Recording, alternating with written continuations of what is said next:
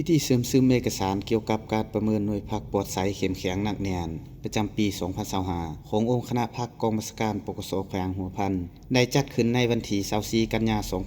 2025 นี้อยู่ที่สโมสรกองบัญชาการปกสแขวงหัวพันโดยให้เกียรติเข้าร่วมและเผยแพร่เอกสารของสหายพันเอกเพชรน้อยโลลอนศรีรองเลขาพรรครองหัวหน้ากองบัญชาการปกสแขวงหัวพันมีบรรดาสหายคณะพรรคคณะบรรษาเลขาคณะพรรคหากฐานเลขาคณะหน่วยพรรคตลอดหอดสมาชิกพรรคทั่วกองบัญชาการปกสแขวงหัวพันเข้าร่วมมาฟังเอกสารที่นำมาเสริมซึมในครั้งนี้ประกอบมีคำสั่งของกรมการเมืองศูนย์กลางพรรคฉบับเลขที่ 01/กมโสพลงวันที่ 3 มังกร 2018 ว่าด้วยการเพิ่มทวี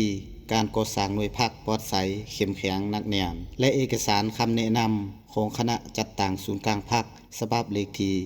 28/คจโสพลงวันที่ 14 กุมภาพันธ์ 2025 เกี่ยวกับการก่อสร้างหน่วยพรรคปลอดใสเข้มแข็งหนักแน่นการเผยแพร่เอกสารครั้งนี้ก็เพื่อเฮ็ดให้การก่อสร้างหน่วยพรรคปลอดใสเข้มแข็งหนักแน่นได้ดำเนินไปอย่างถูกต้องเป็นเอกภาพในทั่วพรรครับประกันให้มีการนำพาชี้นำอย่างใกล้ชิดจากคณะพรรคแต่ละขันมีการกำหนดเนื้อใน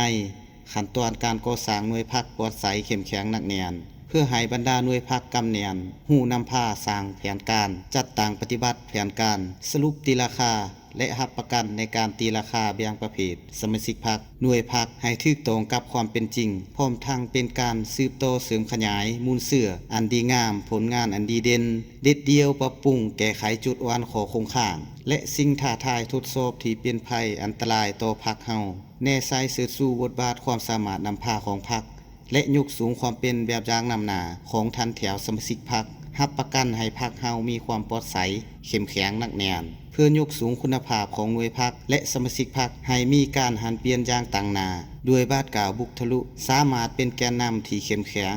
ในระบบการเมืองอยู่หากฐานเพื่อรับประกันเฮ็ดให้การนำพาของพรรคตอบสนองได้ในการพัฒนาประเทศชาติในเงื่อนไขและสภาพแวดล้อมใหม่พรรคเฮาจึงมีความจำเป็นต้องได้ก่อสร้างหน่วยพรรคคณะหน่วยพรรคและสมาชิกพรรคให้มีความสามารถนำพาจัดตั้งปฏิบัติหน้าที่การเมืองของพรรคและแผนพัฒนาเศรษฐกิจสังคมของรัฐวางออกแต่ละระยะให้ปรากฏผลเป็นจริง